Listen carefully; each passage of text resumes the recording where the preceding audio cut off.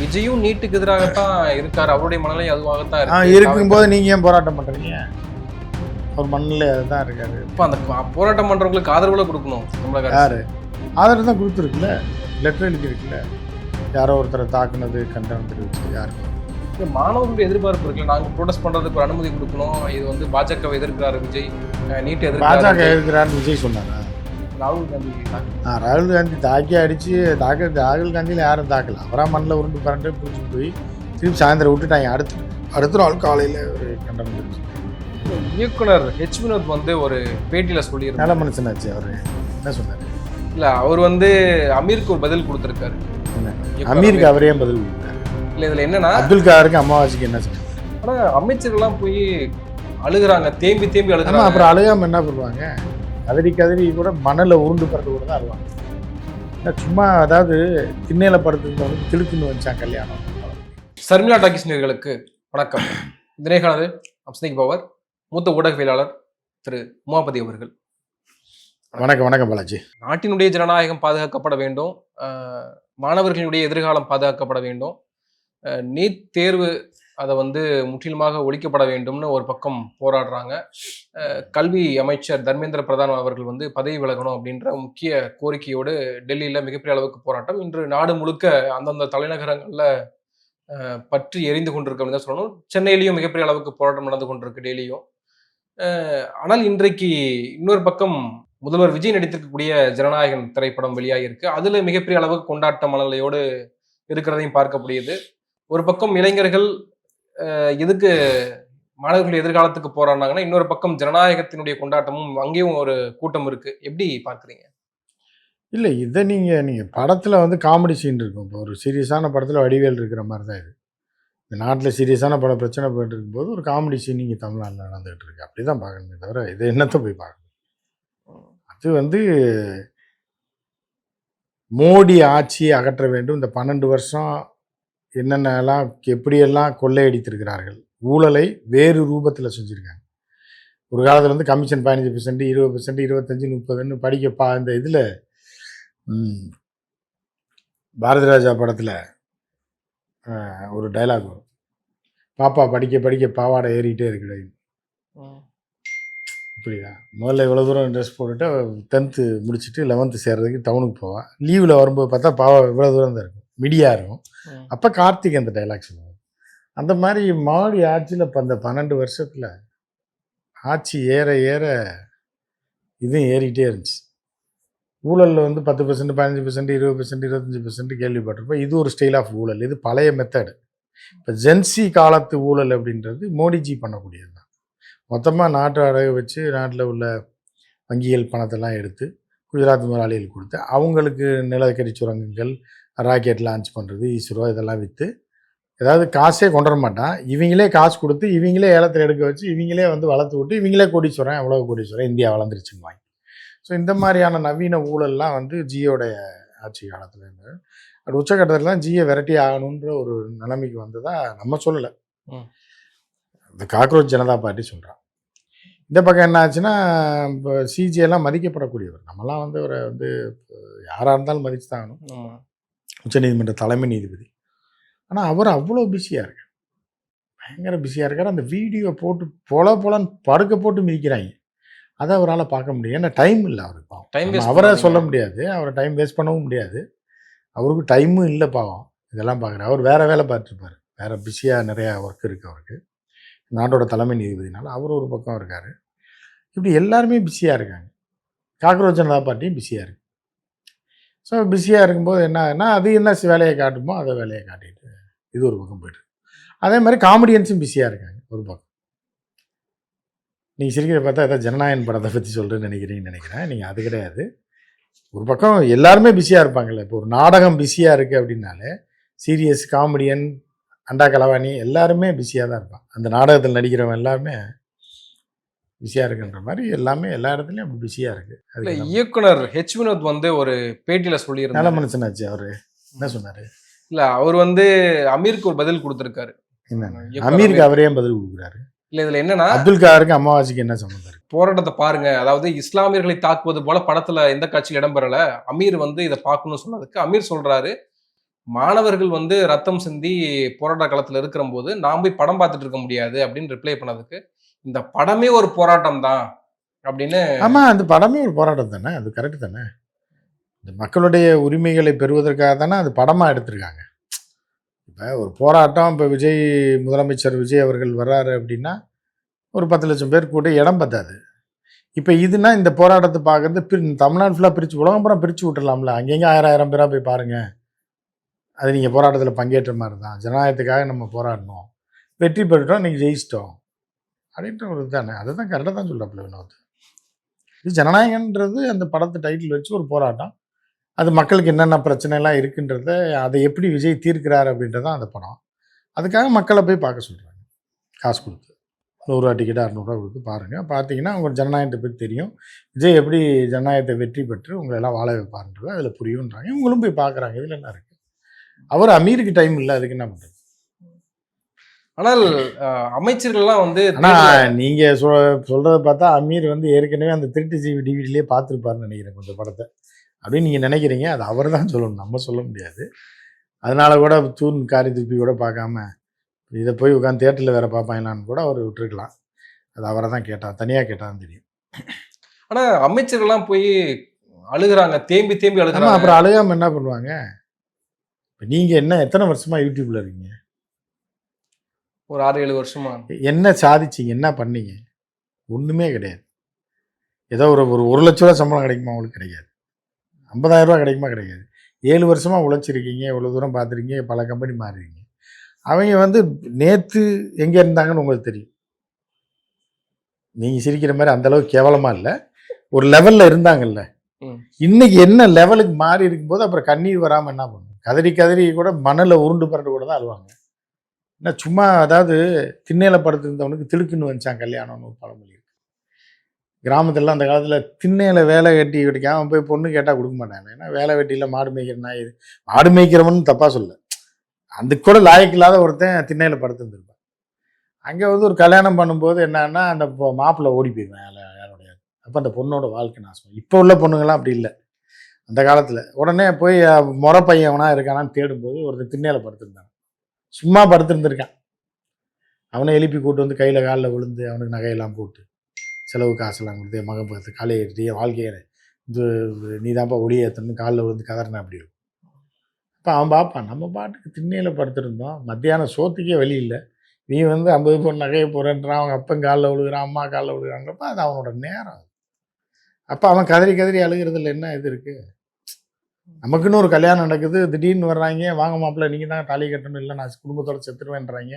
இருக்கும்போது அவனுக்கு கண்ணு கலங்க தானே செய்யும். நிறைய பேர் விமர்சனம் பண்றாங்க. இப்போ கரூர்ல 41 பேர் இறந்து போனப்போ ஒரு அமைச்சர் போய் அழுகிறாரு, அதை வந்து நாடகம் நக்கல் பண்ணி சிரிச்சாங்க. ஆனா இன்னைக்கு ஒரு படம் பார்த்துட்டு கடைசி படமே அழுகிறாங்கல்ல.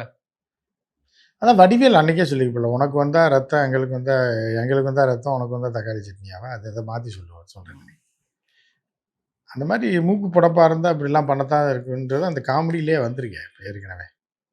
ஏங்க உங்களுக்கு யாருங்க இவ்வளோ பெரிய பதவி, இவ்வளோ பணம், இவ்வளோ செல்வாக்கு, முன்னாடி பின்னாடி போலீஸு, கவர்மெண்ட்டு காரு இருக்கும்போது கண்ணீர் வரலன்னா மனுஷனே கிடையாது. புரியுதா? எப்படி குற்றம் சாட்டுறீங்கன்னு எனக்கு புரிய மாட்டேங்குது. இப்படி ஒரு வாழ்க்கை திடுப்புன்னு வந்திருக்கு, திடுதுப்புன்னு. அப்புறம் கதறி அழுகிறத மண்ணில் புரண்டாடு, இது பரவாயில்ல. இல்லை, நீங்கள் அதை நகைச்சுவையாக சொல்கிறீங்க. நகைச்சுவை இல்லை, இது பரவாயில்லைங்க, சீரியஸாக சொல்கிறேன். உங்களை யாராவது கூட்டு அமைச்சர் ஆக்கிடுவாங்க. தமிழ்நாட்டினுடைய அமைச்சர்களாக இருக்காங்க, முதலமைச்சர்களாக இருக்காங்க. ஆமாம், இருக்கட்டும். இப்போ என்ன இருக்கு, அதிகாரத்தில் இருக்காங்க. ஆமாம், அப்படி ஒரு பதவி உங்களுக்கு கிடைச்சிருமா? நீங்கள் ஆங்க பார்ப்போம், எம்எல்ஏ ஆயிருங்க பார்ப்போம். நீங்கள் தனிப்பட்ட முறையில் ஒன்றுமே ஆக முடியாது. அவர் ஆயிருக்காரா இல்லையா? அப்புறம் அவர் கண்ணீர் வராமல் என்ன பண்ணுவோம்? முதலமைச்சர் விடுங்க, அவர் மிகப்பெரிய மனிதர். அது கூட இருக்கிறவங்க இவங்களுக்கெல்லாம் வந்து பார்த்தீங்க அப்படின்னா கொஞ்சம் குப்புறம் மல்லாக்கப்படுத்தி யோசிச்சு பார்த்தாங்கன்னா கண்ணீர் தாரையாக கொட்டிக்கிட்டே இருக்கு, அழுதுகிட்டே தான் இருப்பாங்க. போன மாதம் இந்த டேட்டில் நம்ம அப்படிங்கும்போது ஃப்ளாஷ்பேக் போட்டிங்க அப்படின்னா எப்படி இருந்திருப்போன்னு அவங்களுக்கு தெரியும், நம்ம சொல்ல வேண்டியதில்லை. அப்போ இன்றைக்கி இந்த நிலைமையில இருக்கோம் அப்படின்ற போது அப்பப்போ அவங்களை கிள்ளி பார்த்துக்குவாங்க. ஸோ அந்த மாதிரியான ஒரு இதில் இந்த போராட்டம் ஒரு பக்கம் வந்து டெல்லியில் நடந்த போராட்டத்தை வந்து மிகப்பெரிய அளவுக்கு காவல்துறை வச்சு தாக்குதலுக்குள்ளாக்குனாங்க, ஒடுக்குமுறை நடந்தது. அதுபோல் தமிழ்நாட்டிலும் எஸ்எஃப்ஐ, டிஒஎஸ்எஃப்ஐ போன்ற மாணவர்கள் அமைப்பினர் வந்து போராட்டம் பண்றாங்க. கடுமையான அவங்களும் தாக்குதலுக்கு உள்ளாகுறாங்க காவல்துறையால. நம்ம எப்படி ஒரு பக்கம் இல்லை, எப்படி நீங்க பார்க்கிறது? தான் புலம்புறீங்க. யாராவது இவர் ஏதாவது சொல்லியிருக்காரா? சிபிஐ, சிபிஎம்ல ஏதாவது சொல்லியிருக்காங்களா அதை பத்தி? அவங்களே கவலைப்படல, நீங்க அவங்க தானே ஆதரிக்கிறாங்க இந்த ஆட்சி. சண்முகம் சொல்லியிருக்காரு. என்ன கடந்த கால சொல்லியிருக்காங்க? ஆட்சியின் போது காவல்துறை எப்படி இருந்ததோ அதே போல இப்பயும் இருக்காங்க. அப்ப வெளியில வந்துருங்க. அது எதுக்கு இப்போ பேசிட்டு இருக்கீங்க? வெளில வந்துருங்க, வெளில வந்துட வேண்டியதானே. இல்லைன்னா பேசக்கூடாது, ஆட்சி நல்லா இருக்குன்ட்டு போயிட்டே இருக்கணும். அப்போ வந்து நீங்கள் விஜய் அவர்களோட கூடயே இருந்தால் அவரோட பேரை கெடுக்கிறதுக்கு தான் நீங்கள் எல்லாமே பண்ணுறீங்கன்னு தான் அர்த்தம். இப்போ காக்ரோச் ஜனதா பார்ட்டி டெல்லியில் போராட்டம் பண்ணுறதுக்கும் முதலமைச்சர் விஜய்க்கு ஏதாவது சம்மந்தம் இருக்கா? இல்லை. அப்போ நீங்கள் உங்கள் கட்சிக்காரனை வச்சு ஆதரவு கொடுக்குற மாதிரி வச்சுட்டு எஸ்எஃப்ஐயும் டைஃபியும் வச்சு போராட்டம் பண்ணீங்க அப்படின்னா விஜய் பேரை கெடுக்க பார்க்குறீங்கன்னு அர்த்தம். அப்படிங்கும்போது தூக்கி போட்டு மிதிக்க தான் செய்வாங்க. அப்போ நீங்கள் வெளியில் வந்துருங்க, இல்லைன்னா விஜய் செய்வது சரின்னு சொல்லிட்டு போங்க. ஒன்று மான வெக்கம் சூடு சொரணன்னு ஒன்று இருக்கணும். பொதுவாக நம்ம இவங்கள சொல்லலை, நீங்கள் பாட்டுக்கு சிபிஐ சிபிஎம்மை சொல்கிறேன்னு போட்டு விட்றாதீங்க. மான வெக்க சூடு சொரணை இருக்கணும். இல்லைன்னா இல்லைன்னு சொல்லிட்டு போயிடணும். உதுத்து தட்டி விட்டு போங்கடா அப்படின்னு போயிட்டே இருக்கணும். எதுக்கு நடுவில் அப்படின்ற கேள்வி வருது இல்லை உங்களுக்கு? ஆனா ஒன்றிய அரசு எதிர்த்து தானே மாணவர்கள் போராட்டம் பண்றாங்க. ஆமா. மாநில அரசு எதிர்த்து இல்லைல்ல. டிஸ்டர்பன்ஸ் யாரை இது பண்ணுறது? யார்? ஒன்றிய அரசுன்னா டெல்லியில் போய் போராடுங்க, இந்த சென்ட்ரல் ஸ்டேஷனுக்குள்ளே பூந்து வண்டி நிறுத்து. நீ வந்து தமிழ்நாடு ஸ்டேட் கவர்மெண்ட் ஆஃபீஸ்லேயே அங்கேயும் இங்கேயும் திடீர்னு பார்த்தா திருக்குறளா தெருக்குறள் அறிவு. ஆமாம், தெருக்குறள் தெருக்குத்து அறிவுன்னு ஒருத்தர் திடீர்னு வந்தால் அந்த தமிழ் பாட்டு கத்துனா அவனை உள்ளே கூப்பிட்டு போனாங்க, ஜூஸை கொடுத்து அனுப்பி விட்டாங்க. அவன் எங்கே போய் கத்துவான் பாவம்? அவன் எங்கே டெல்லி எங்கே இருக்குன்னு போய் எங்கே போய் அங்கே போய் ஜந்தர் மந்தரில் பிடிச்சாங்கன்னா ஏதாவது வாளுக்கு இரையாயிரும்.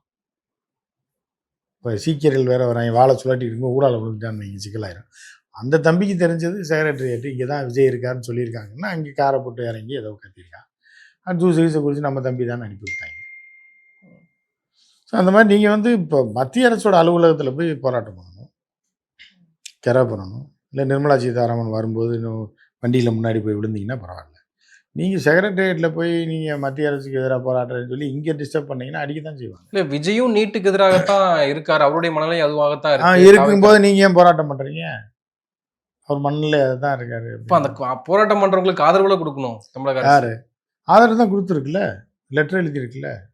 யாரோ ஒருத்தரை தாக்குனது கண்டனம் தெரிவிச்சு யாருக்கோ ராகுல் காந்தி தாக்குனது. ராகுல் காந்தி தாக்கி அடித்து ராகுல் காந்தியில் யாரும் தாக்கல. அவராக மண்ணில் உருண்டு பரண்டு பிடிச்சிட்டு போய் திருப்பி சாயந்தரம் விட்டுட்டாங்க.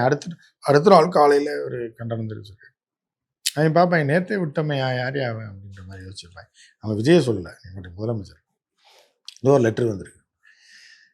ஆமாம், நேற்றே முடிஞ்சிருச்சே ராகுலை விட்டோமே. இப்போ லெட்ரு அவ்வளோ லேட்டாக போய் சேர்ந்துருக்குன்னு நினைக்கிறேன். ஸோ அந்த மாதிரி தான் பார்க்குறேன். போராட்டக்காரங்களை வந்து மிகப்பெரிய அளவுக்கு கைது பண்றது ஒரு பக்கம் போராட்டமே நடந்துடக்கூடாது அப்படின்னு இன்னைக்கு மெரினா போன்ற இடங்கள்ல வந்து மிகப்பெரிய அளவுக்கு போலீஸ் பாதுகாப்பு போட்டு யாருமே மாணவர்கள் உள்ள வந்துடக்கூடாது அப்படின்னும் தடுக்கிறாங்கல்ல. ஆமாம், தடுக்க தான் செய்வாங்க. இப்போ அரசாங்கம்னா அப்புறம் என்ன எல்லாத்தையும் வாங்க மெரினாவில் போராட்டம் பண்ணுங்கன்னு விடுவாங்க? தடுக்க. ஏன்னா விஜய் வந்து பழைய நடிகர்னு நீங்கள் நினைச்சிருக்கீங்க. அவர் வந்து தற்போதைய தமிழகத்துடைய முதலமைச்சர். அவர் சட்ட ஒழுங்கை காக்க வேண்டியது அவருடைய கடமை. அதுக்கு என்ன செய்யணுமோ அதை அவர் செய்ய தான் செய்யணும்.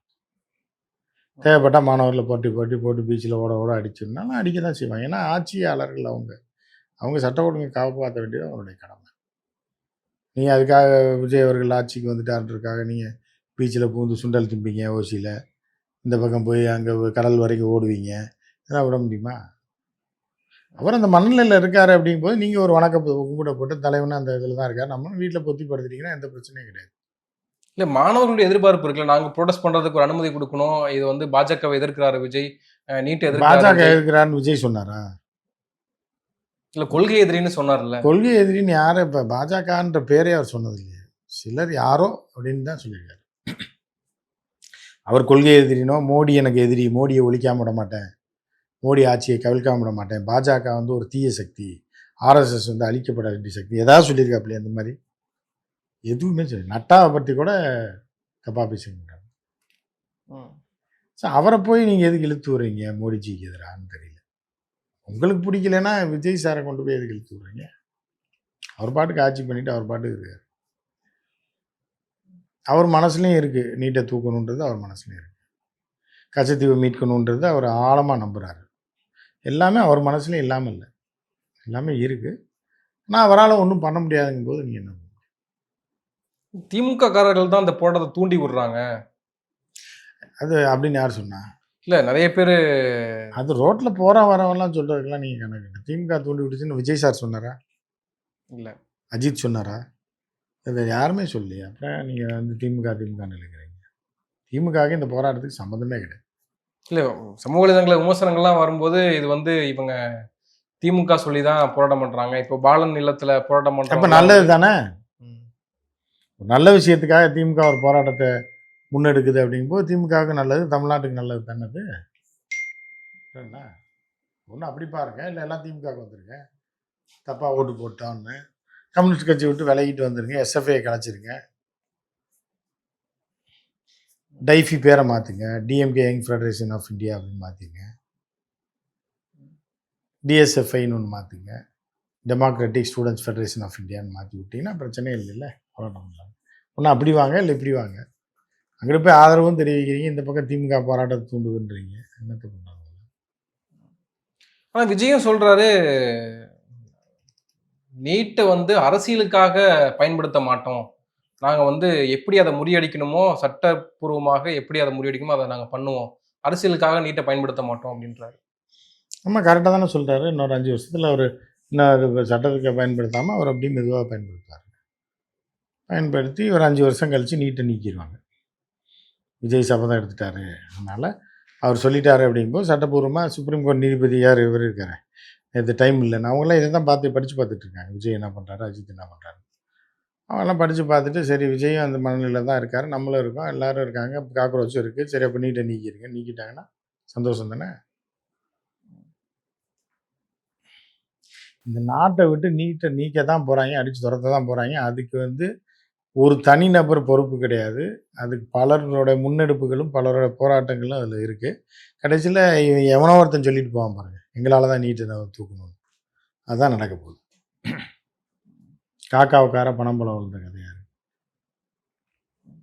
ஆனால் இதில் திமுகவினுடைய நிலைப்பாடு, நான் வந்து நாடாளுமன்றத்தில் தனியாக செயல்படுறாங்க, திமுக எம்பிக்கள் வந்து தனியாக போராட்டம் பண்ணுறாங்க.